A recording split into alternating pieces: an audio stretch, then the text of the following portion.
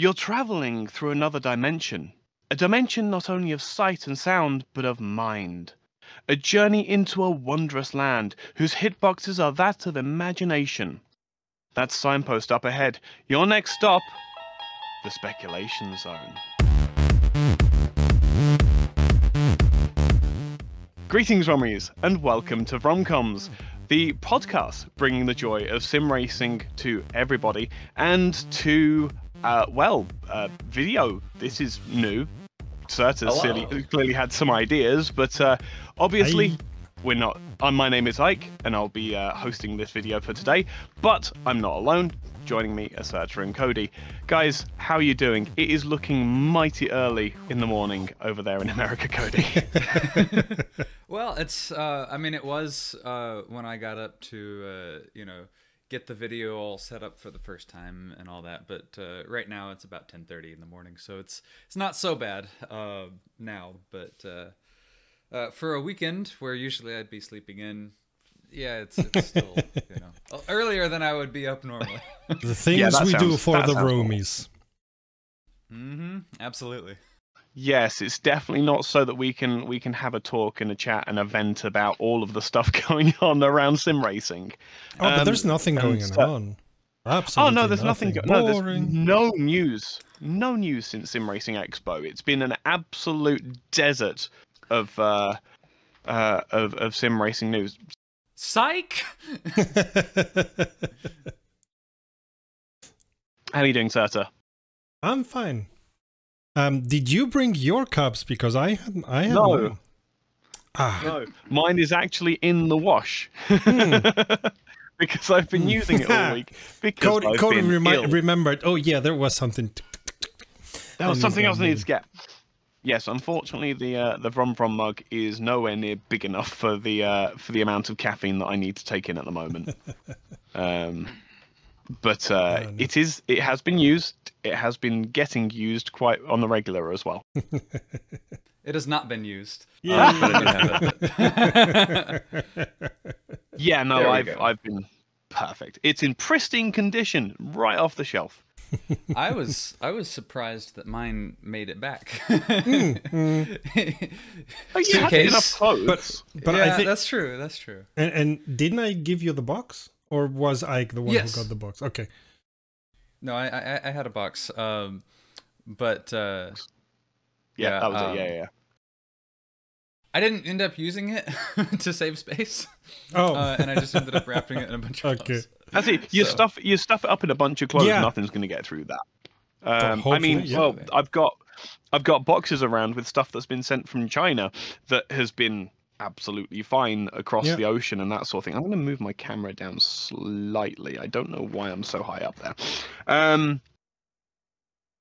But yeah, anyway, it's been a really quiet week, hasn't it? There's been nothing going on. There's definitely not been any errant tweets or companies going under or YouTube channels being closed down because their parent companies are losing money hand over fist.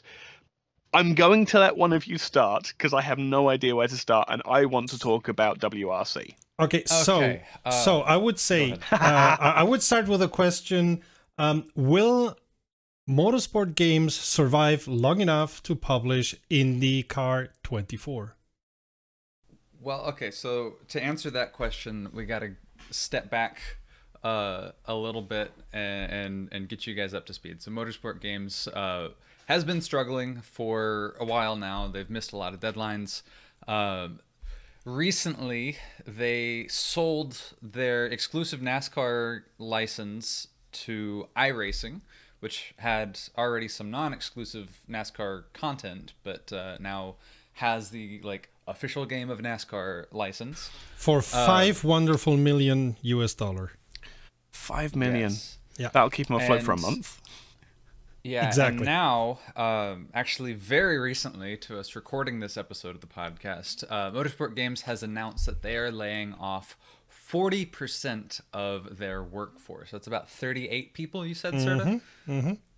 Yeah, so obviously, that sucks for those people, but this is part of Motorsport Games' effort to try to stay alive after they have missed a ton of deadlines, and things have not materialized the way that they should have, and games that they invested a lot of money into have absolutely bombed because they were bad. NASCAR 21 Ignition is the big one that comes to mind. Le Mans Ultimate coming out soon is one of the things that I'm interested in with regards to this news of them laying off 40% of people, because it is still on track for a release. It looks like it's mostly done. It's based on R-Factor 2 in a similar way to how NASCAR 21 was based on R-Factor 2, but hopefully this one has a bit more quality control. There are people who have gotten their hands on this one and have tested it. It looks much better than NASCAR 21 did. I think it was at Le Mans this year. They were showing preview builds of Le Mans Ultimate. So that one is looking better, and they've committed to future season updates with this amount of layoffs. I'm curious how that's going to play out, because obviously motorsport games promises a lot, but you know, in executing, you know, so. But one of the other big things, and sort of, you know a bit more about this, so I'll turn it over for you for this, but Traxxion.gg, which is owned by Motorsport Games, is unfortunately being caught up in these layoffs in a major way. So Traxxion always belonged to Motorsport Games, and I got information from many, or to put it precisely, from 3 of the people working at Traxxion, that they have been let go. How that goes with the UK regulations, when they are really let go and so on, I don't know. I don't know exactly the laws in Great Britain, but Traxxion was based in UK mostly, and the people they are letting go are those in UK that they are letting go. That's one point. The other, it seems that Motorsport Games Australia, which for all intents and purposes was Cardcraft before Cardcraft was no more, is also being closed down completely. So, and the thing is, and this again is speculation, as you said in the intro, we are in the speculation zone. But what I heard, and and this is rumors, what I heard is that the Cardcraft people were doing the brunt of the Indycar 24 work. Now, they either finished their work there, and that would be a very not nice move, let's put it in very kind words, to thank them for their work by letting them go. But that could be, or they said, whatever you have, send it to us and close shop. That can also be, but in development, if you get half-baked code, normally it takes more time for you to understand the code and do anything with it than it would take, depending on the amount of code that it would take on doing it yourself. So Motorsport Games Australia seems to be completely gone. And Traxxion and everything that had to do with Traxxion seems to be completely gone. It seems they tried to sell Traxxion, at least website and YouTube channel, but nobody was willing to pay the price, or nobody who they contacted. And nobody knows how much Motorsport Games wanted for the brand Traxxion. It may have been so much that nobody was willing to invest. But Traxxion is gone. Motorsport Games Australia is gone. Le Mans Ultimate seems to be on track. We showed images that we got sent from them, and IndyCar might be on track or might not be on track. So what I'm hearing this for the first time, the majority of, well, other than the Kartcraft stuff. So what I'm hearing is that all of the areas where they were losing money hand over fist, YouTube is not generally a money-making scheme. Oh, it's a social media. Traxxion was 100% not expected to earn make money. Exactly. Yeah, they were there to be a front-facing element to motorsport games, which seemed to not make sense, bearing in mind Motorsport Games is the subset is a company of Motorsport Network, who own Motorsport TV. So I think that's the right anyway. But it's they're a massive organisation that's above Motorsport Games, so it doesn't make sense for Motorsport Games to have then a publicity arm underneath. But then, as they said in all their videos, whenever they mentioned R Factor 2, they are editorially separate from R Factor 2 and MSG. So it was a peculiar move to make in the first place, and I feel like this may have been coming for quite a while. What I find most interesting is that Studio 397 hasn't been included as part of all of this, because they're the ones making Le Mans Ultimate. Much like what you were saying with Kartcraft making NASCAR Ignition. Ignition? It's Ignition, IndyCar yeah. IndyCar 24, yes. The IndyCar game. The thing that I see from all of this is Studio 397 are running the Le Mans Ultimate. They've binned all of their other projects, and they're pinning the entirety of their hopes for future projects on Studio 397, basically. Le Mans Ultimate, again, we're speculating here. I have no evidence of this whatsoever. But I think that Le Mans Ultimate is a stripped out version of R Factor 2, and that's all they've done. They've not updated anything else. What they've done is they've stripped out all of the old code, all the stuff that all the dependencies and things like that relied on that we needed to make all of the 2013 mods work. Not according to the press people. So okay, with the information we got a lot of images, still images from them. And they said that they had done a lot of work, in the in the cars, also on the tracks, and they had done also a lot of work in the engine, which I suppose at some point will revert into R Factor 2. But it seems that the engine, especially the graphics engine, has been upgraded for Le Mans Ultimate. As I said, this is according to the information that we got in a whole press package regarding LMU. Yes. No. I completely agree. But they're not doing the same thing as they did with NASCAR and IndyCar, where they're taking the ISI modified R Factor 2 engine and then, or the ISI library and the R Factor 2 engine, and trying to pair it with Unreal Engine, because we're now starting to learn Unreal Engine isn't actually all that good to build in, which we're going to come back to later with something else. But it's probably something you've heard by now. But we've tested it as well, and it's frustrating is the word. Anyway, but whereas with the other sims that they were trying to create, they were trying to update it. They've just gone, look, we need to get something out that gets that initial buy-in. Because as I've said a million times at this point, Studio 397 didn't get the money from the initial sales of R Factor 2.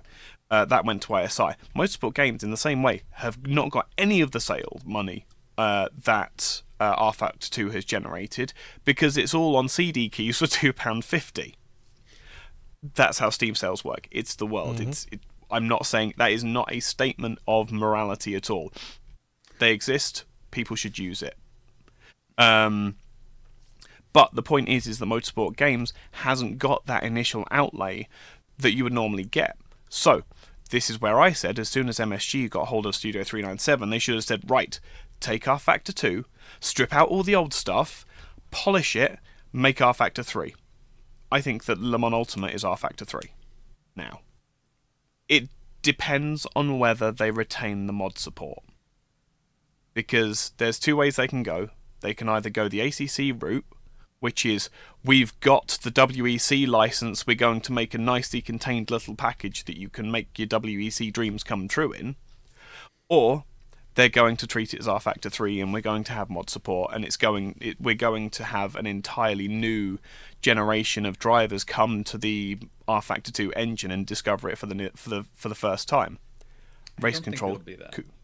No, I don't think it will be either, but it's a possibility. So and that we sent a bunch of questions, and one of them it came from one of our viewers, but I think we had the same question. Are you gonna have mod support? We haven't gotten an answer yet. Hopefully during this month we're getting an answer to the questions. It was like, I don't know, I think we collected 10 or something.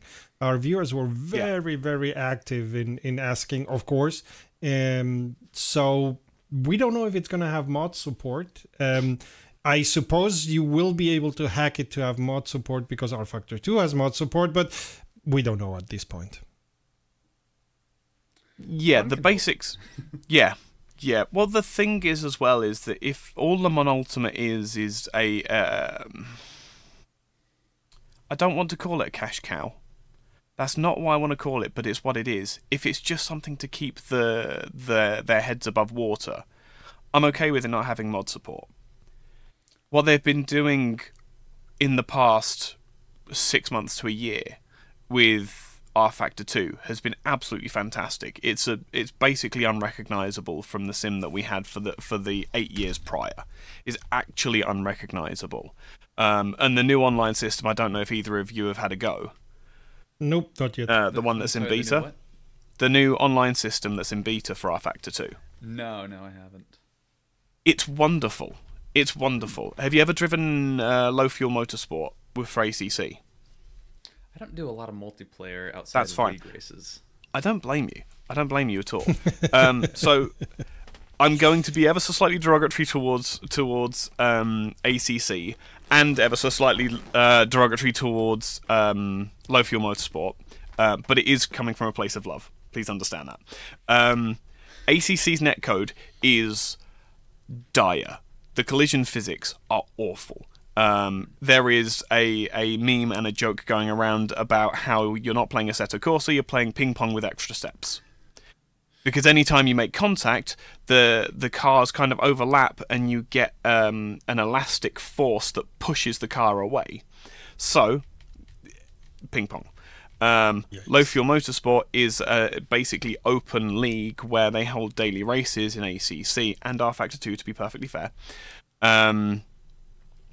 And obviously that semi-public lobby mixed with the terrible netcode gives for some meme-worthy videos that you can search on YouTube. It competes with iRacing. rFactor 2, on the other hand, has an absolutely fantastic collision physics, and rather than pinging, you can actually rub against people, which means that when you have that semi-open racing going on, ignore the hands, they do what they want, it doesn't matter as much that you're making contact with people, because you're not going to get pinged off. You're not going to get pushed off onto the grass or anything like that. You're not going to lose control. You can rub up against people, especially in the touring cars, and the game just takes it, and it's just part of racing. You get a little bit annoyed that that person tried to push you off the track, but you're still driving and there and in the heat of it, and then you go do the same to them the next corner. That's one way to do it. Yeah, I think... coming back, you mentioned Le Mans Ultimate being a cash cow. I don't think that it's approached as just a cash cow, because remember, it's part of their big master plan that they had years ago, right? Of like, we're gonna do this, and then we're gonna do this, and we're gonna do this, and of course, the purpose of any business is to make money. But I don't think that I don't think it was just like a cash grab, you know. They're not no Zynga or King or whatever, where they're just making cheap shitty mobile games, you know. But I think that because of the current state that they're in financially, yes, it is sink or swim for them for this to succeed. I think the level of investment that has clearly gone into this, they are absolutely in a must-win situation for their survival. And we've seen this, you know, laying off 40% of people is a drastic step that is almost halving your company.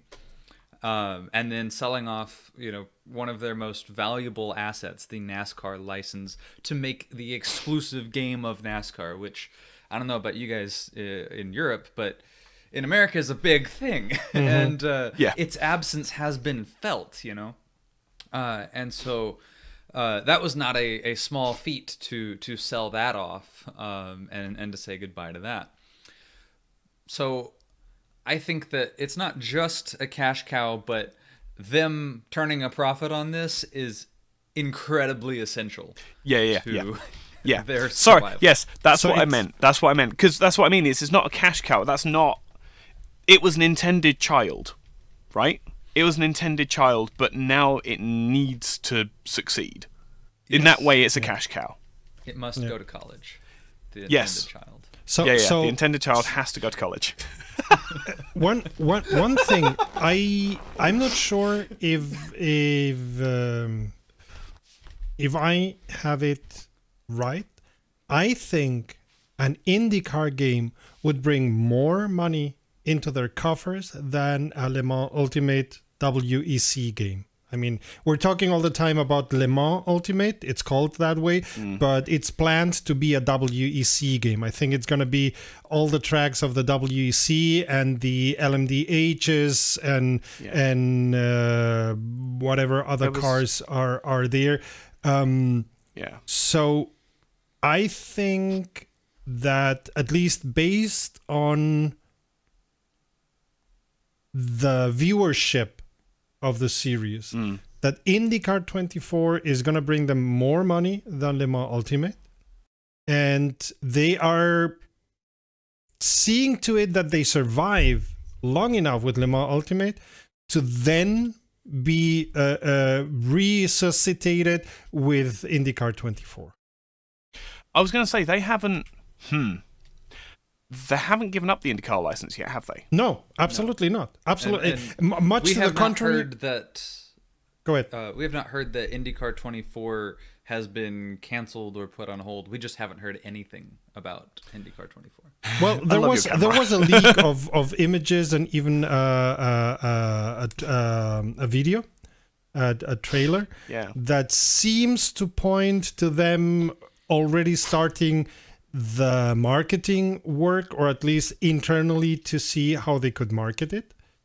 This was leaked before selling the NASCAR license, and of course before letting go of the people. So I am not sure, but they let go of Traxxion. They dropped Traxxion. They dropped Motorsport Games Australia. But they have not said one word about IndyCar or Le Mans Ultimate. As you were saying, Ike, they have not said anything about Studio 397, because Studio 397 is their only lifeline, and they're letting go of anything else, it seems. Yeah. I totally agree. And they're the only part of MSG that is making money at the moment, which is a strange thing to be saying, but it's true. It's like R-Factor 2 is propping up MSG at the moment. I'm just trying to shaky house to build a foundation on. Oh, absolutely. No, I have been trying to get people to try a race control, the R-Factor 2 online system, for weeks now, and there are people who simply will not touch R-Factor 2. There's too much bad blood. They've been hurt by the sim too much, and that's entirely fair. But at the same time, you're missing out on so much, and it's free, or it's next to free. I want to point it out just because I'm afraid of someone getting a comment. I did mean to say it that way. I did mean to say it flipped, because R-Factor 2 is a house. It's already there. And then we're trying to build, or Motorsport Games is trying to build a foundation on which they can build out. So yeah, it's a shaky house to build a foundation on. They're trying to build a block of flats as an extension to the house that is Studio 397. And that's exactly right. the house that was Studio 397 is currently built on subsidence, so good luck. Yeah, we kid, but at the same time, it's painfully true. We've covered plenty of times how bad the MSG story is, and our hearts genuinely do go out to all the people who are being affected by this, because these are real people who are being affected, who have to live in, or who have houses that they have to pay for one way or another. They have food that they have to buy, and they're going to have to get it from somewhere else now, which really sucks. Yeah, I mean, it's one of those things you see it a lot in gaming. Tenure and lasting a long time at any one gaming company outside of Nintendo is really just not a thing.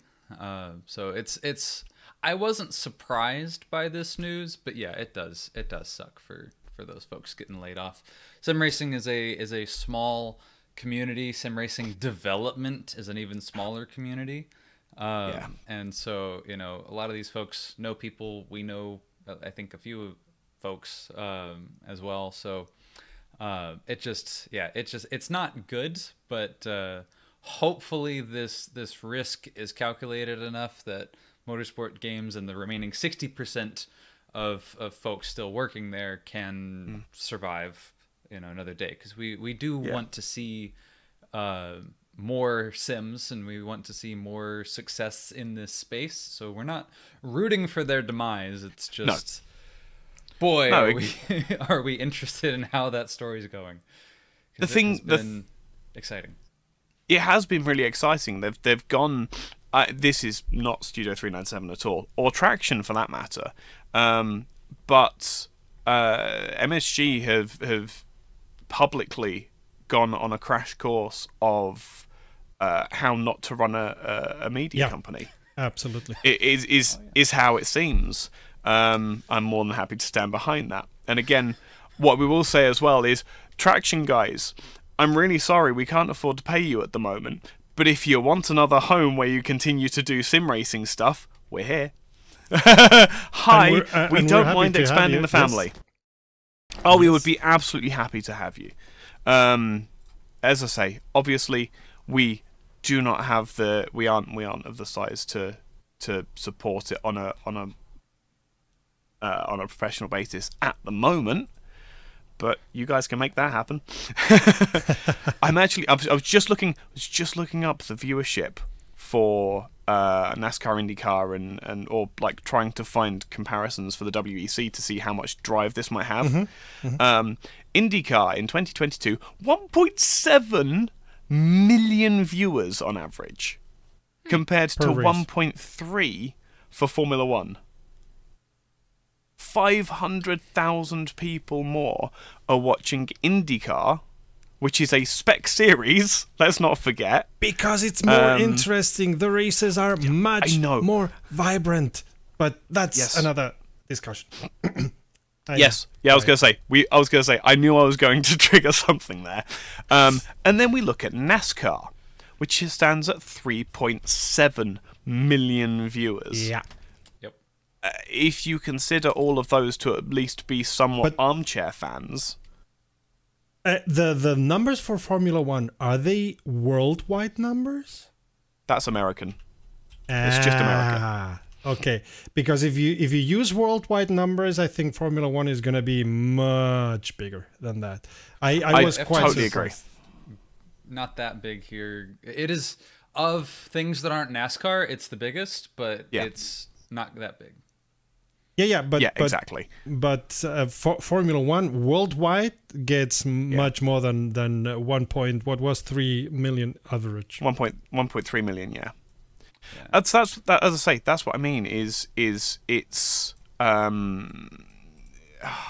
And let's not forget one thing, and we see it in these expos, not only the Sim Racing Expo, but also the next expo that we're going. We're not disclosing that yet, only disclosing we're going to a new expo in next year, and you're going to get footage from that. But for now, we're still working on the plans. But yeah. sim racing is very much or very highly concentrated in Europe. There is sim racing in the States. Tell me about it. there is sim racing in the States, but it's not at the level that is in Europe. So that's why I say, yes, look at the American numbers for sure.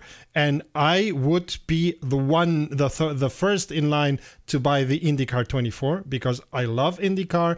I love the Indy cars that R Factor 2 has. They are great. They feel very good. Yeah.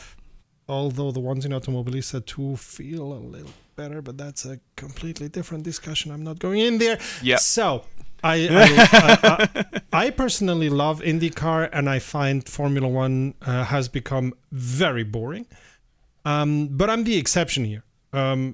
Formula One is still healthier worldwide than IndyCar, and with regards of viewers from Europe, Formula One wins NASCAR and IndyCar in any case. But yeah, that's neither here nor there. What are the numbers for WEC? I can't find that. That's what I'm trying to look for. Yeah. Hang on. WEC distribution in the US is limited to Motor Trend Plus. So it's a separate subscription most people don't have. Mm-hmm. Yes. Can't you get to the YouTube channel though? I think that's blocked. I mean, really? The YouTube channel itself is accessible. The races are posted afterwards, but there's no like live stream. No, there's no live stream. No, there's no live stream in the UK either. But the fact of the matter is, you can get to the you can get to the YouTube channel. In any case, what I've been thinking about the whole motorsport game saga, at least starting with them selling NASCAR, which brought them $5 million USD, or I suppose it's bring them these things normally don't get paid in one day, but in tranches. But still, so $5 million USD is not enough to keep motorsport games the way it was, living long enough to be able to release Le Mans Ultimate, because they would not be letting go of 38 people, 40% of their workforce, if that would be the case. That means that they are inching their way financially to be able to release LMU. So $5 million US did get them until beginning of November, because the news were made public yesterday, and I think I based all the news on SEC information that was end of October or beginning of November. I don't remember the date now. So they have to survive 2 months, because LMU is still expected to come out in December, with 60% of the people reduced and so on, and they are not going to be able to get rid of all the costs that go with the people, because there are laws. You cannot throw somebody on the street and say, hey, bye-bye, see you when I see you. But luckily there are laws. Nice, doesn't it? Yeah. In Australia and UK there are laws, luckily not as strong as in other countries, but nevertheless I expect them to have to pay these people at least in November, and maybe even into the next year. So again, my question is, do you guys have the feeling it will survive until IndyCar 24? The company, Motorsport Games? No. I honestly, it depends on how Le Mans Ultimate goes. Mm-hmm. I mean, I will buy it. You know, I'm gonna try it out. But if it is a repeat of NASCAR 21 Ignition, I don't see them surviving till January. But it won't be. It won't be. That's the thing. It's going to be R Factor 2 again. Well, I mean, but if you liked R Factor 2, NASCAR 21 was also R Factor 2 based. No, it wasn't. Well, yeah, no, the physics were based in R Factor 2. Oh no, the graphics... much more, because I remember Cody had problems and the AI with his, as well. Cody had problems with his Thrustmaster in NASCAR 21. I couldn't even get the wheel working. And he copied the yeah. file that he had from R Factor 2, put it into the right folder in NASCAR 21, and it worked. Yep. So it was not only the physics, it was a lot of the engine, including the controllers.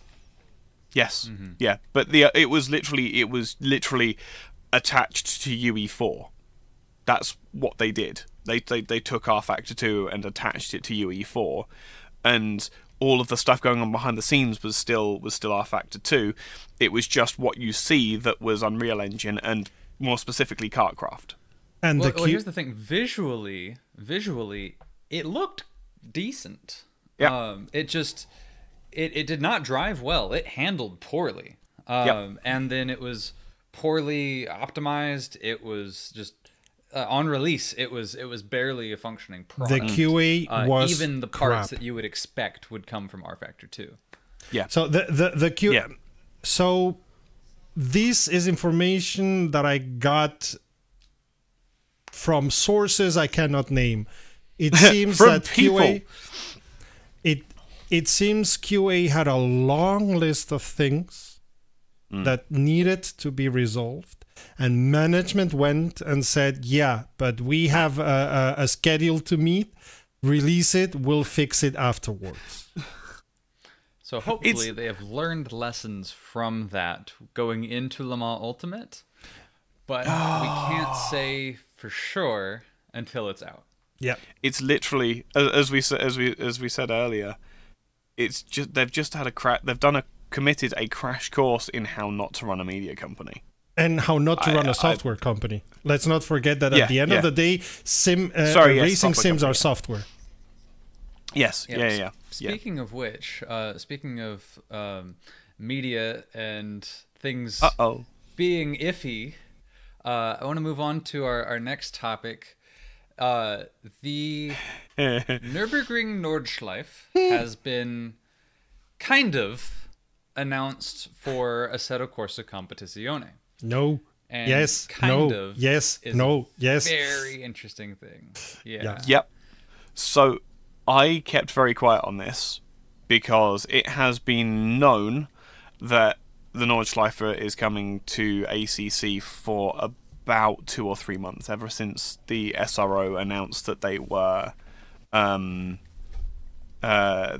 to be running the 24 hours. Yeah, but it's different. It's the SRO is as an organization running the 24 hours within the Intercontinental GT Challenge, I think it's called. Yeah. And not as SRO. It's not part of the SRO championship, which is what Assetto Corsa Competizione is. It's the official SRO GT3 whatever sim, and not the official whatever SRO is handling sim. So let's separate that one. But it does have the International GT Challenge Pack as part of ACC. There's precedent here. And what I'll do, give me 2 seconds, because I'm launching ACC because I can prove it. But this is where, so there is precedent that they're bringing as much as they possibly can get away with to ACC. They've been running this since 2018. They've got all the cars in from that were running in 2018. So you think back to when the Skyline won Bathurst, when the 650S won Bathurst and the Nürburgring and things like that. I will very quickly share AC2, and you will be able to see you've got the GT World Challenge and the Intercontinental GT World Challenge, as well as the GT4, British GT. Open Series is just all of the cars and all of the years that you can change it as well. So if we go into the IGTC, these are all the tracks from the IGTC. Right. So would you have like the NLS for the Nordschleife? So what would happen, what will most likely happen, is that there will be an IGTC pack that brings any new GT3 cars that come out between now and whenever the Nürburgring gets announced. Officially and announced. Really officially by officially Kunos. announced, yeah, really properly, actually, not with AC Assetto Corsa Twitter account saying this is not true, this is not the case. I love how they basically parroted. Who was the who was it that was said that they were going to be going to Alpine and instead went to McLaren? I can't remember who it was now in Formula One. Couldn't tell you. Yeah, you know, yeah. Wasn't Piastri, it Oscar Piastri. Oh, okay. Oscar Piastri, when Alpine announced that he was going to be driving for them, he said exactly word for word what Assetto Corsa put in their tweet. Really, really, genuinely impressive. Like, to come up with that so quickly. Bravo, kudos. That was really well done. But there is precedent here.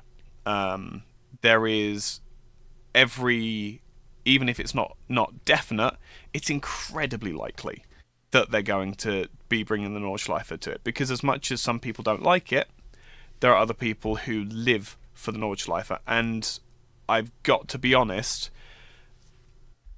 the Nordschleife would suit ACC very well.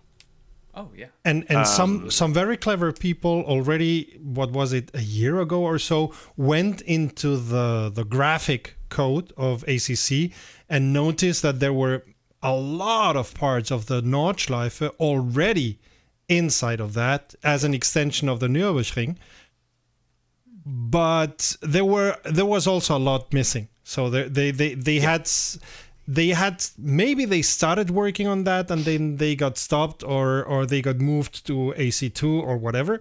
So take it for whatever it's worth, which is not much, because maybe they're gonna do the Nordschleife completely all over again. But it was very funny seeing the account of the Nürburgring hinting very strongly, saying, "Oh yeah, we already can smell the fires and feel the warmth within Assetto Corsa Competizione." Then the tweet getting deleted and the Assetto Corsa official Twitter account saying, "No way, no how, never ever, don't think about it, don't smell anything, no, oh look, there's something shiny over there." And then that tweet got deleted. Hang on. Specifically, the Nürburgring said, in no uncertain terms, "We're looking forward to experiencing the legendary Nordschleife and the 24 hours of Nürburgring atmosphere at Assetto Corsa Competizione." Yep. That is an announcement. Yeah. They deleted that. Someone forgot to schedule a tweet, clearly. or they scheduled it a couple of months too soon or whatever. We'll see, but I think it was very funny. It was similar to the Monty Python sketch, of having an argument. This isn't an argument. Yes, it is. No, it isn't. Yes, it is. No, it isn't. Oh yeah, yes, it isn't. No, it isn't. Yeah, but yeah, absolutely. What you were saying, Cody, not the way to make something public. Not at all. But they already. The what was it? The GT4s already got announced as a slip by the SRO guy. Remember, he was having the official SRO press conference, and it slipped that they were going to have GT4s, and the Kunos guy was like, "Well, let's look shiny." So yeah, this is not the first time it's happened, and again, this is this is another lesson to be learned that clearly people haven't learnt yet about motorsports people running a software company. A little longer than a few minutes later. Good afternoon, Rommies, and welcome to a one-of-a-kind addendum to the WromComms podcast. Excuse the change in quality of microphone and change of angle. Obviously, that's what's happened for me. I was about to go back and play some Dirt Rally 2, but then this happened. Assetto Corsa have announced, and then, Nürburgring announced and then redacted, and then Assetto Corsa condemned the announcement and then redacted their condemning of the announcement, and now we have an announcement fresh off the press that the Nürburgring Nordschleife will be coming to Assetto Corsa Competizione in 2024.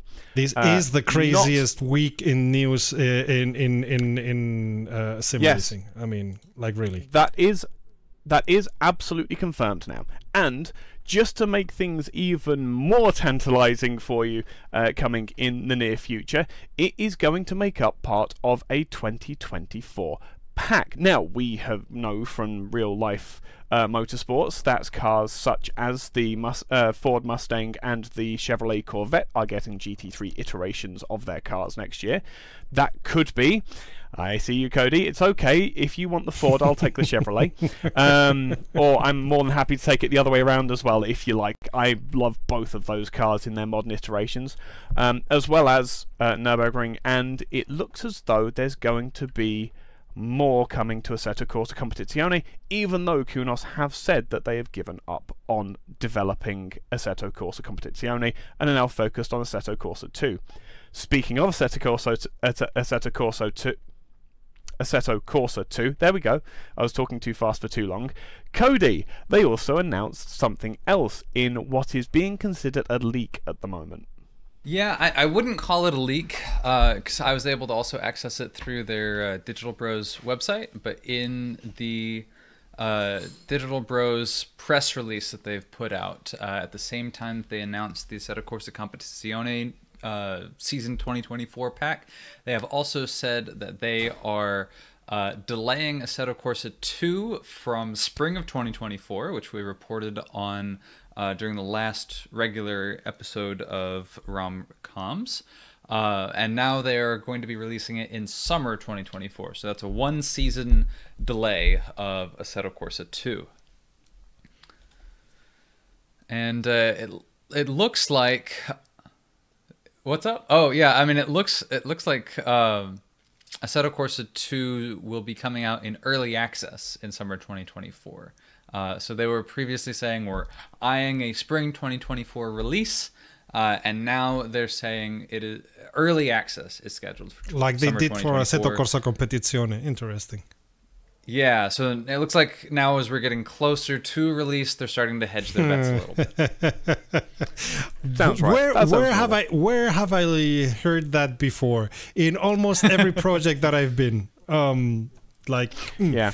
The sooner you come to having to put the cards on the table, the faster the developers start saying, well, you know, the thing that I said I had 100% finished, it's like 80%, and I'm realizing that the 20% to bring it to 100% is going to take me longer than the 80%. And you're like, yeah, I told you about the Pareto principle already at the beginning of the project. Yeah. So yeah, it very much looks like the press release that that we have been talking right now is dated today, Milan, November 4th, 2023. So it came out while we were recording, so to speak, the rest of the show. So it could very well be that Nürburgring official jumped the gun, and not only by a couple of days, Assetto Corsa official said, what the are you doing? And then Digital Bro said, you know what, we have the press release already ready. We were going to bring it out next week, but let's bring it out now and stop the caboodle, because it makes no sense. Let's bring it out now, because a Saturday is a strange day to bring a press release out. Saturday is a strange day for anything corporate to be anywhere, unless it was already scheduled, which this all clearly wasn't. This is yet another, as we did say in the main podcast, it's corporations not knowing how to handle the digital market, and they're probably not used to having to deal with people who are so impassioned by their hobby that they would leak things like this. Let's be totally accurate here. And the minute you publish something on social media, they're gonna screenshot that. So even if you delete it, it's already everywhere. Yeah. So they clearly underestimated what the heck was going on. They clearly underestimated what we're capable of as sim racers as well. But thank goodness for all of the people within our hobby that hold these companies to account in one way or another. I think that's about it, though. Yeah. In any case, this has been our addendum. Let's go on with the normal program. EA have brought out a new game, and weirdly, they seem to have kind of taken their hands back and not been greedy, awful corporate people for once. The WRC game is a spiritual successor to Dirt Rally 2. There will be a review on the channel, most probably by the time this gets released. But if you haven't watched it yet, you can go watch it. Serta, I will rely on you to put a link up in the corner. But the TLDR is, it's fine. It's a really, really engaging game, and if I could leave it there, it'd be fantastic.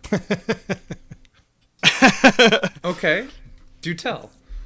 There's two main problems. One, it runs like absolute garbage. I had the highest settings that I could get away with, and it was running at about 40 FPS. This on a GTX 1080 Ti.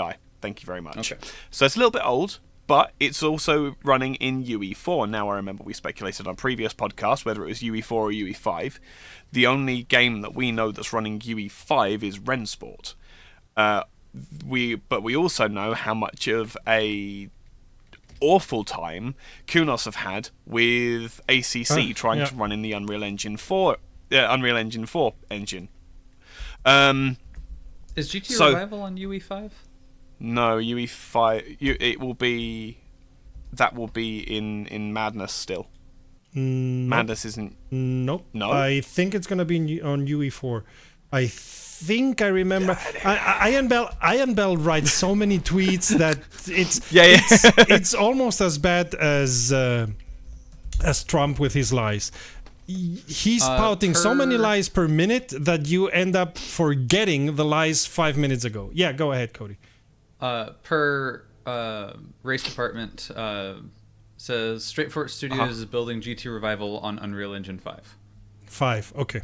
Good. Now, that's a really interesting concept because, as we said before, the only game we have is that we know of on UE5 in racing is Rennsport, which is in beta, isn't fully developed, doesn't have a completed UI yet.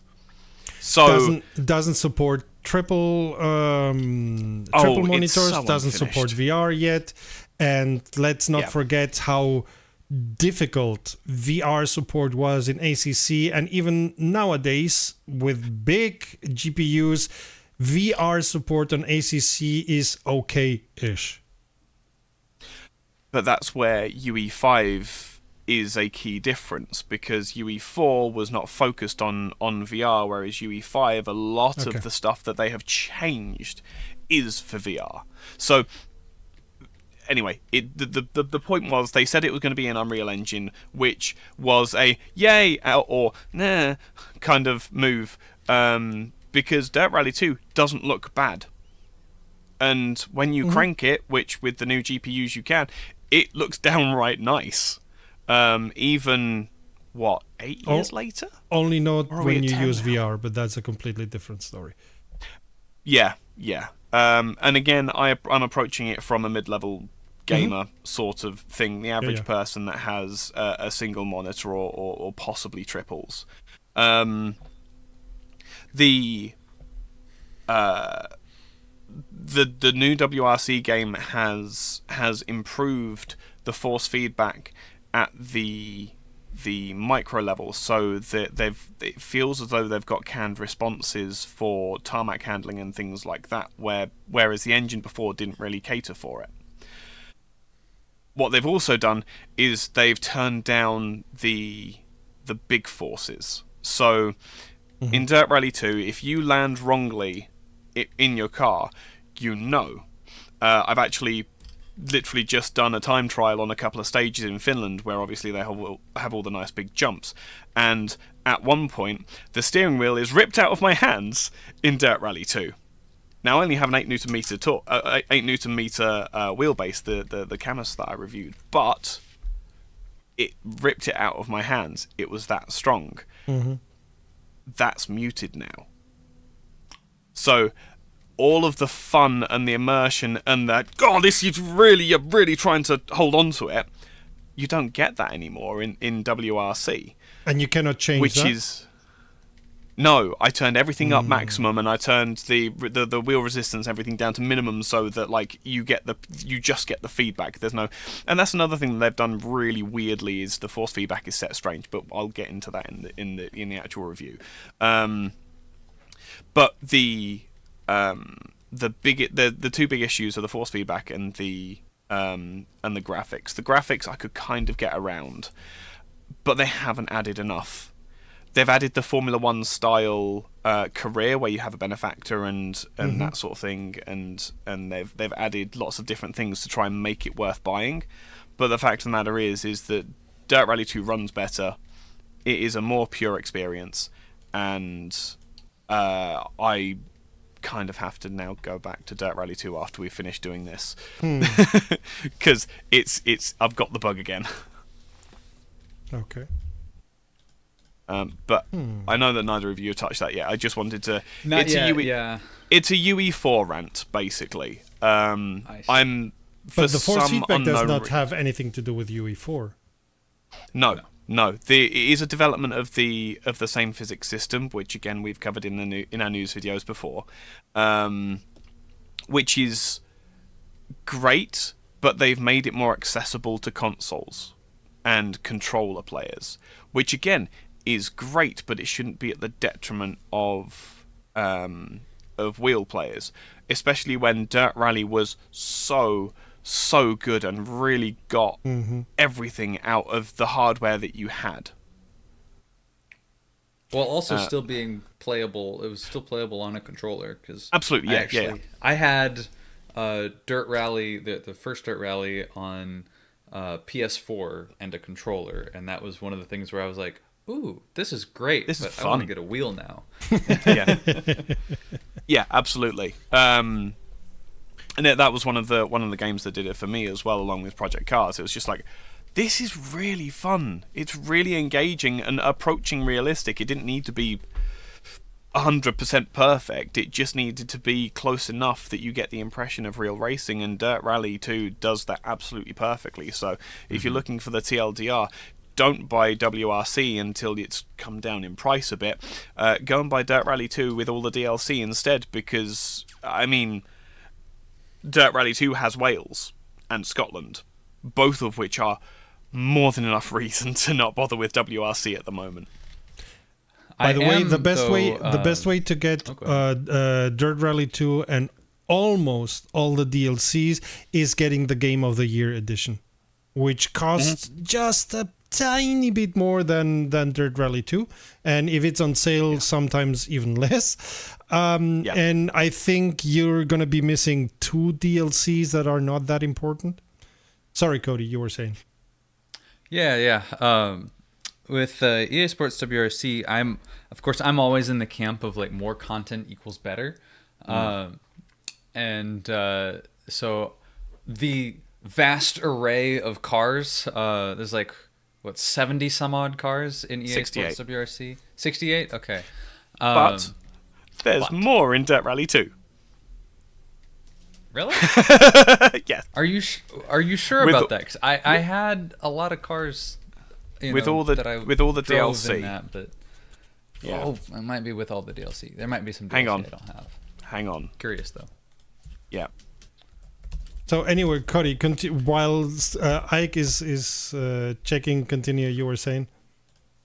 Well, his might be contingent on my point, because I was thinking initially, just off the top of my head, that EA Sports WRC did have more cars than Dirt Rally 2, but if that's not the case, then my point is moot. Oh. It has rallycross cars, does Dirt Rally 2, whereas EA WRC doesn't. For Wait, starters. they don't have rallycross? Oh, so that's a point in favor of A, Dirt Rally 2, and B, Automobilista 2. That too. Yeah, no, sure. you're absolutely right. And iRacing, if you really want to throw your money away. Yeah. Yeah. There is not a 78. Ooh, Dirt Rally 78 2? cars in Dirt Rally 2. Okay, so 10 more. Which I think does actually account for the rallycross cars. Mm-hmm. Okay, so you have Cody. Your point still stands, or is it after dead you? now? After you, yeah. Carry on as you were. Well, I mean, my point does not stand because I was thinking EA Sports had more. Yeah, but it doesn't. It doesn't overall when you're counting like all the cars in the sim. It does have some interesting features. They have implemented a really good hybrid system. I wasn't interested in that as far as my review was concerned because my interest was in it as a follow-up to Dirt Rally 2, which shines a very different light, and it's not an angle that I've seen so far from the reviews that have been out there. They've been like, it's their first foray into the WRC license. It's like, no, these guys have been doing it since 1998. Like, they've been making rally games, really, really good rally games, without the WRC license for 25 years. And 24. Like, this is not new to them. They should have this nailed. Now, Unreal Engine 4 is new to them, and I'm fine to accept that they're not quite with it yet, but they should have the rest of it nailed. And they seem to have taken a step back. I mean, the force feedback is something. Even the sluggishness is something that hopefully they will get under control. Kunos did with Assetto Corsa Competizione, and the force feedback is hopefully something that either they correct or some clever people are gonna find ways around. Hopefully, but yeah. So, considering those two as a sim racer, I'm in your camp of saying, oh well, let's wait a couple of months. Yeah, the fact of the matter is it's not going to hurt anything. No one's, like, Codemasters isn't going to be going anywhere. EA isn't going anywhere, sorry to say. So, give it a couple of weeks, couple of months. There's no point in you having to go through the motion sickness that I had to go through reviewing it. And especially if you don't have the most recent generation of graphics cards, don't bother at the moment. Let them get it under control. Let them refine what they've got. I do think that the force feedback is by design, and again, I'm saying that I don't like it as an absolute rally nerd who used to literally sit on the side of the road at Wales on the WRC stages. So I have a unique perspective, and I want my WRC games to be vicious. I want them to fight you. I want to be able to get a workout from driving the sim, and it's not quite giving that anymore. But again, I think that's by design. I think it's to make it more accessible. Okay. So I was going to say, do you have any more points? I would go to the question that we put forward to our viewers. Unluckily, nobody answered, but that we also put forward to each and every one of us. But Cody, you wanted to say something? I thought it was worth mentioning maybe a quick topic here. Rennsport's CFO has left after 2 years at the company. Quite soon, I would say, for a startup. Yeah, for a startup that's, I think, aren't they nearing release? Oh, that's a very good question that maybe will get answered on Wednesday, because they have a public Discord discussion on Wednesday. But judging by the state of the sim at the moment, no. If they release it like that, they're going to be eaten up alive. And I don't think that that's their plan. Neither the getting eaten up alive nor the releasing. I do think that in their original roadmap they would be near release, but I think that original roadmap died a long time ago. And if they release by the time... Go on. I expect them to need at least one more year. They have to add more content. They have to get the force feedback better. The graphics are almost there. Most of the graphics are, I think they're functional enough. I don't think that that they're I mean they are not Assetto Corsa with CSP graphics, but truth to be told, Assetto Corsa with CSP is a mod on top of a very old sim that was done, the mod, by a genius. So let's move away from that. They are, I would say, at Assetto Corsa Competizione level, inching towards Automobilista 2 with the graphics. The force feedback needs a lot of work still, which is okay. But yeah, going back to what you were saying, I got that from a LinkedIn information by the CFO himself, who published it one day after he officially had left the company. That's interesting. Yeah. So right before they shut off his access to his to his work computer. Well, I don't know. Question, Rennsport liked his posting because he said, but all the C-level people say when they leave, it was a great time. We've done a lot of things. Yeah. The usual marketing, blah, blah, blah, blah, blah, which may be true or not. Maybe I'm being very cynical, but we've heard these kind of words so many times that I cannot but be cynical. And Rennsport liked his message on LinkedIn, so they are not looking the other way. On the other hand, Rennsport liking that maybe window dressing, saying, hey, how wonderful, aren't we happy we got rid of it? Thank you so much. Yeah, exactly. That was great work. That's my question. Yeah, that's my question is, did he jump or was he pushed? And we don't know. Again, welcome to the speculation zone. It's just this week, I don't know what's going on. Yeah, really. I actually do think that he was pushed. I think that his approach of let's get all the esports teams on board has not had the response that but they were expecting. Do you think that was based on the CFO? Is the chief financial officer?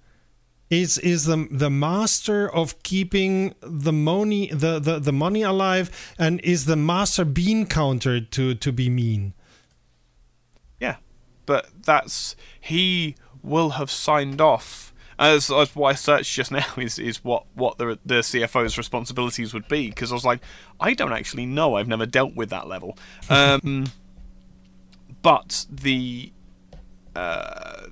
way that I see the responsibilities is that he would have signed off on anything that was proposed, therefore lending his support. Therefore, the buck stops with him.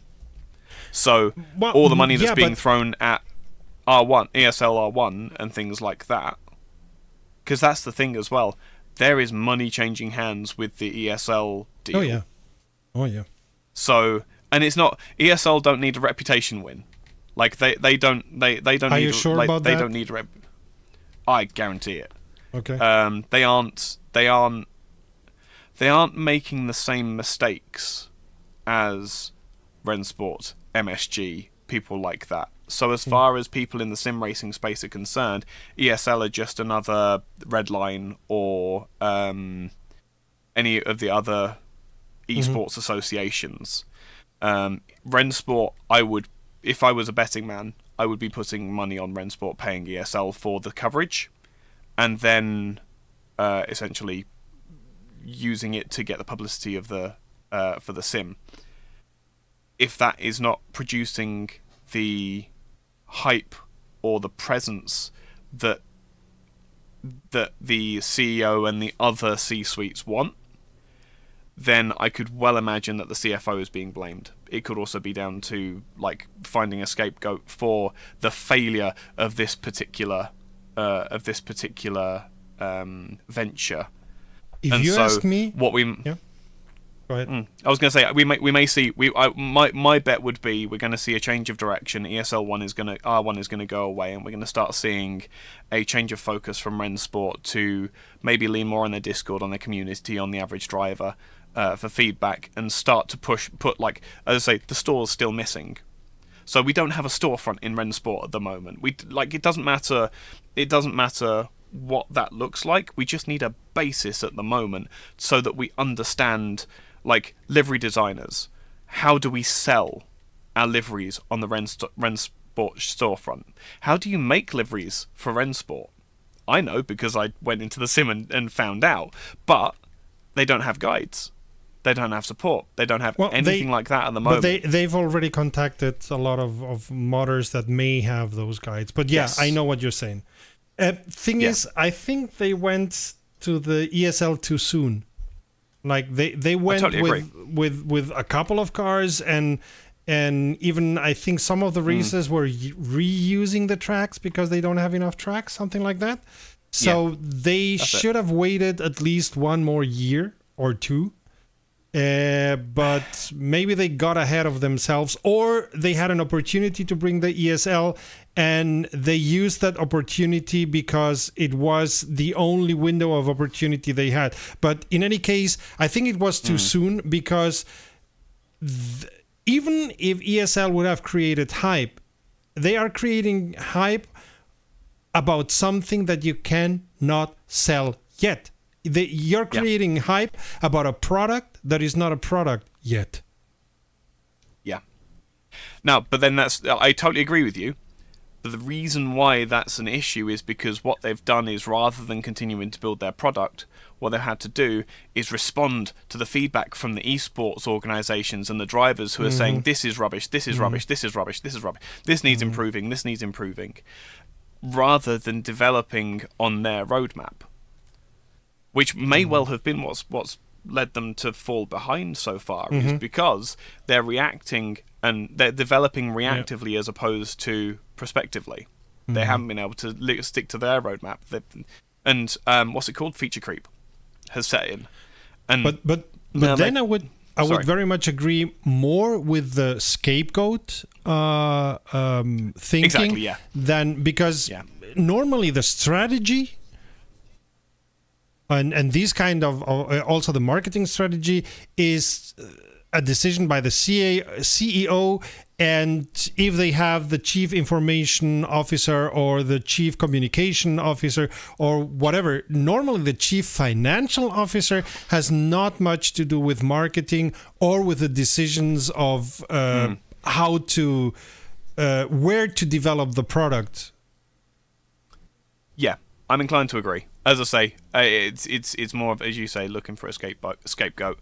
But in effect, it comes down to, I think he was pushed. I don't think that he was jumping away from something that he no longer believed in.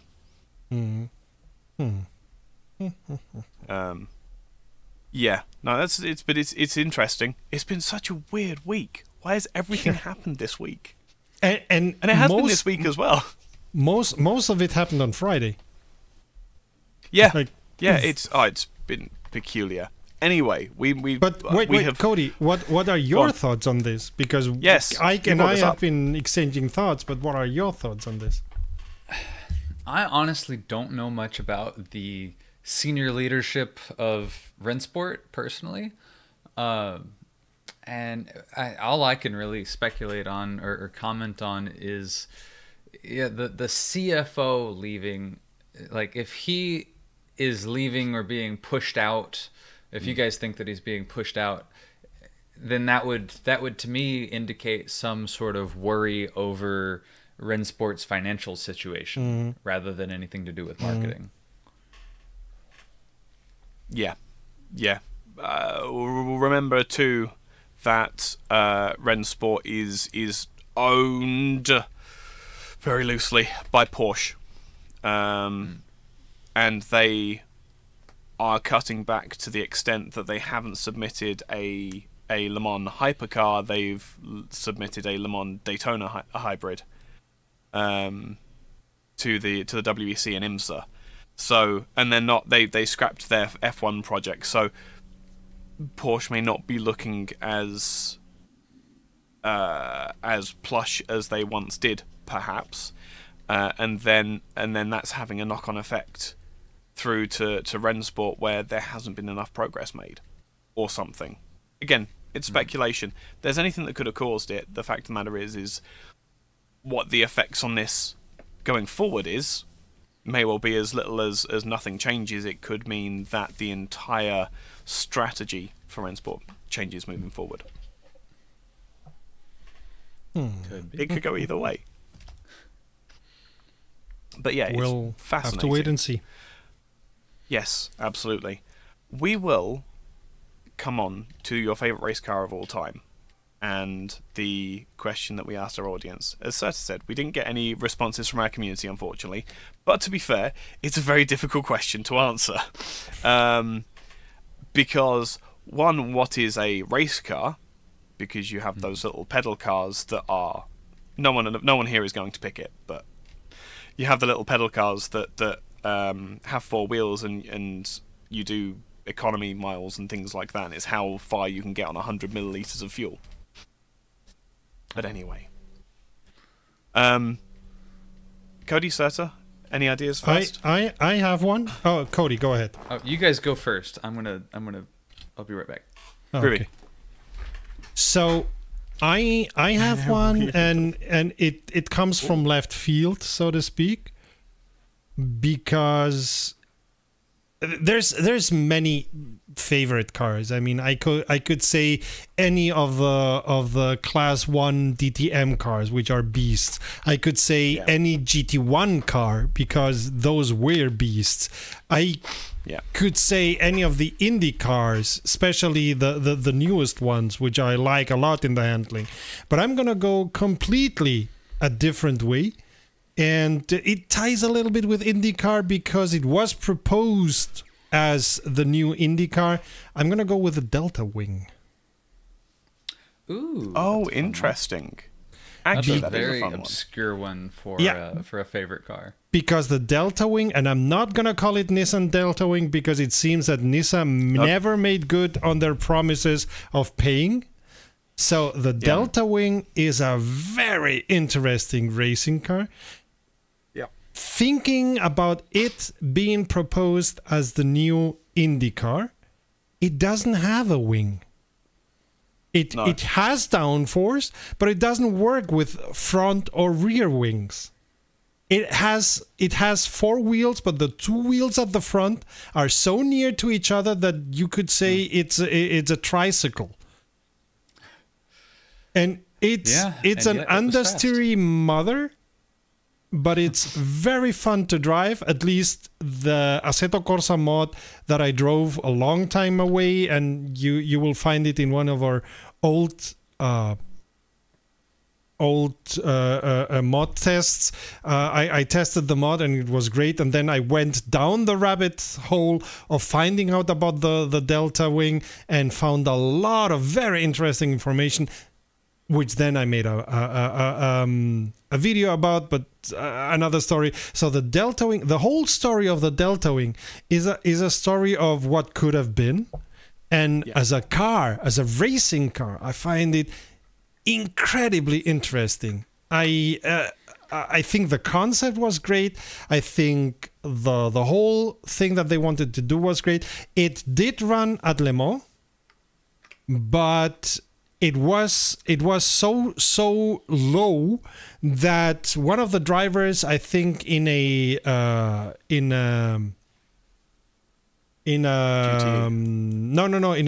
LMP 1 or 2, did not see him and run him out of the track, and they could not repair the car and had to abandon.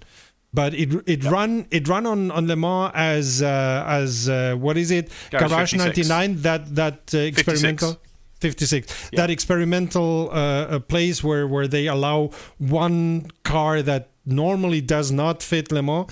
It run there, and it would have been great, and it seems that it was doing well, especially if you think about endurance, especially if you think about being able to survive 24 hours, which is something that a lot of these cars cannot. But it was run out and did not finish. But and it was the project is abandoned. It doesn't exist anymore. There are I think there are 1 or 2 Delta Wings in museums, but that's about it. But as a concept, I think it was great. So yeah, voila. I have my favorite here. For audio listeners and those unfamiliar, this is the 1976 Greenwood Corvette that went to Le Mans. I'm holding a 1/18 scale model of it. And on the front, it says Spirit of Le Mans 76. This thing has, I can't remember the exact displacement, but it's something insane, like 7 or 8 liter engine in it, yes. Turbocharged. Oh my goodness. Yeah, there's a mod for this in Assetto Corsa and a mod for this in GTR2, both of which are quite good. And yeah, you're getting wheel spin up through about like fourth gear, I think. You can be at 100 miles an hour, like accelerating on the Mulsanne straight, and then like floor it more and get wheel spin. It is an absolutely insane car. It is a beautiful car, and I saw this exact one when it was at the Peterson Museum this past summer. So I have pictures of me with this car, and nice. For that, it is my favorite car. I have a runner-up as well that I also have a model of. But it actually came broken, so I need to either return it or get another one. And that is the 1978. It's also a Group 5 car. Porsche 935/78 yes. Moby Dick, specifically the one that ran at Le Mans, where it's got the Martini livery on it, number 40. And so those are my 2 favorites, but of course, because it's a Corvette, the Greenwood Corvette wins out. See, yeah, you mentioned Corvette. See, now I'm going to be the one to cheat properly, because just recently we've had such a trove of absolutely fantastic cars. I mean, the 911 RSR. The Corvette C8R, any of the GTE cars that are just going out of racecraft now, absolute works of art. You have, and I again shout out to the Corvette C8 GT3 where they're detuned an GTE car to GT3 spec. Yeah, no, I was going to use the American terms. I'm like, no, English, European terms. Then we've got, but then you've also got the LMP1s, the Toyota and the Porsche LMP1 cars, which were just ridiculously cool and fast, and some of the runs they've done around the world and things like that. Incredibly cool. Stop waffling around. Which one is it? I am going to pin my tail, nail my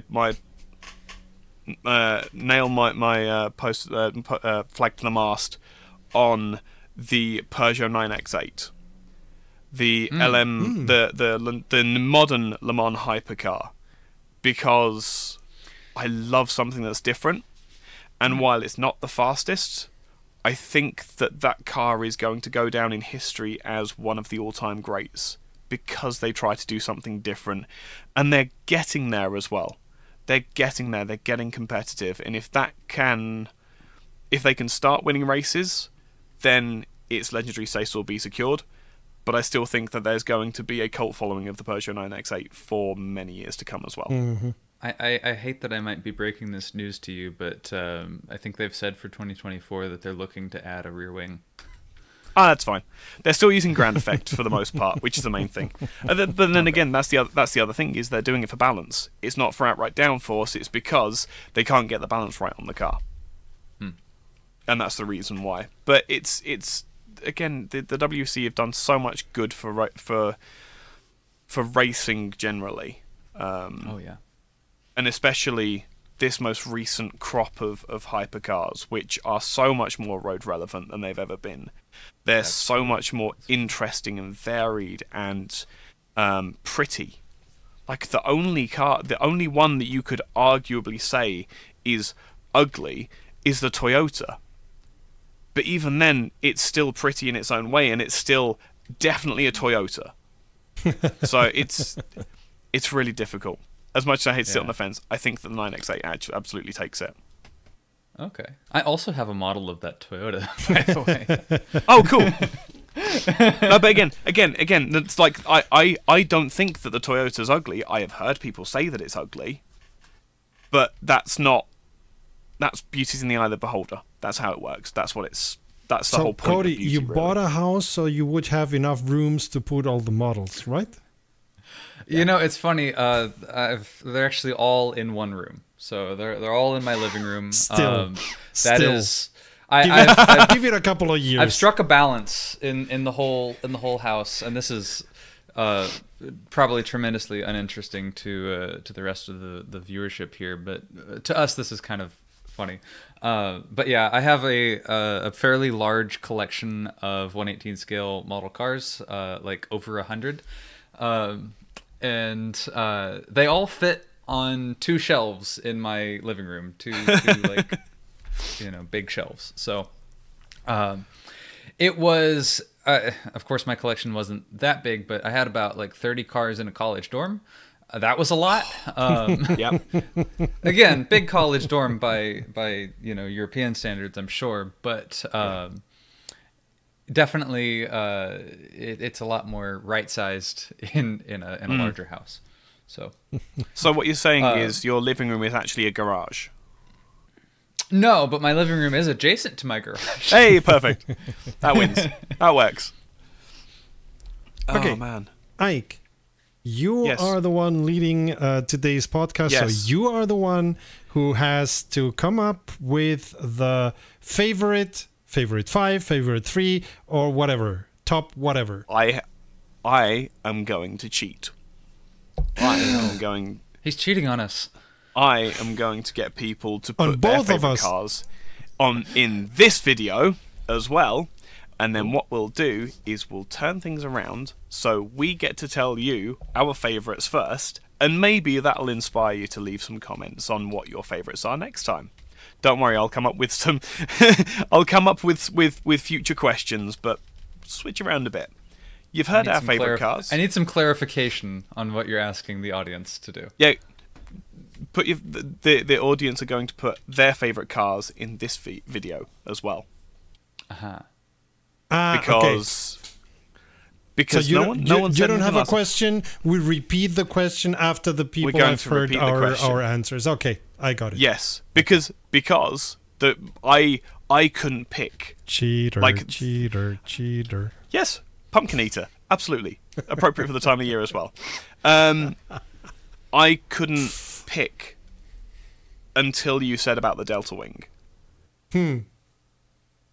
And that's why I went on the ramble as well, is because how do you pick from all of history? Because my first answer was the 787B. My second answer was the Ferrari F2004. My third answer was the McLaren MP413. My fourth answer is when we started getting to like the Porsche LMP1s, like the Porsche 918. Yeah, that too. But like the Porsche 918, the Toyota LMP1, the Toyota GT1 that spawned the entire LMP1 series with the formula. There's so many incredible, great cars and fantastic cars, but I don't think I've gotten as excited as I have over something different. something new, something that hasn't been done before, and that Peugeot, much like the Delta Wing, is something different and new and interesting. And I hope that it gets success in a reasonably current form. So yeah, that's... Put in the description your favourite cars. You've heard ours. You've heard my ramble on why it's so difficult, so we do understand. But hopefully we've inspired you to come up with some good suggestions. And of course, we'll be in the comments to reply then, and we'll maybe switch it around in future so that we can just get a little bit of inspiration. Have we done favourite track yet? I believe so. Think we did. Yes. I think we did. Let's think. We have 1 month until the next podcast. So least favorite track. Yeah. Yeah. Well, but that's actually, that's an easy one. Yeah. That's is it the Nordschleife? But no, absolutely not. But let's not go there. We already established. So our viewers, listeners can go to YouTube and write down based on, or not based, but hopefully inspired, which is their favorite car, racing car of all time. Okay, all right.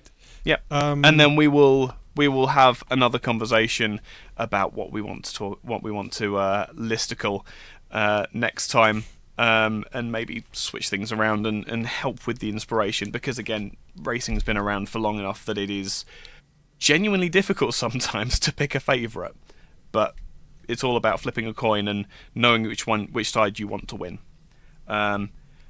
Anything more, gents, before we wrap up? Good. Not for now. Next month. Next month, I'm sure there won't be anything else going on in the world of sim racing or real racing. Going up towards December, I'm sure there won't be anything going on or coming out around Christmas time, and there definitely won't be anything going on about Le Mans Ultimate or motorsports games. As always, thank you to our patrons and channel members for helping support the channel and making what we do at least somewhat viable, unlike the Traxxion YouTube channel. That was a deep cut. I didn't mean that. We love you, Traxxion. We really love you, honest.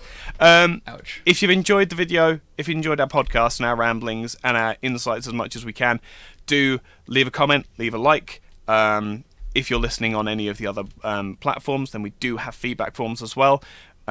So do get hold of that. Obviously, get subscribed to the YouTube channel, because that helps us out immensely. Or and to the podcast. Hopefully, say that again. Or to the podcast. Or subscribe to the podcast. When you're in whichever podcast delivery system you are, you can subscribe to the podcast. Get that done. Podcasts. RIP Google Podcast. RIP a lot of Google products. But yeah. But until next time, save fuel. No. Until next time. Mm-hmm. We are at that point, aren't we? That's almost sad. I've had a whole weekend with you, and I don't want this to end now. Ladies and gents, until next time, save fuel, collect pickup, and we'll see each other on the podium. See you soon. Bye. Bye.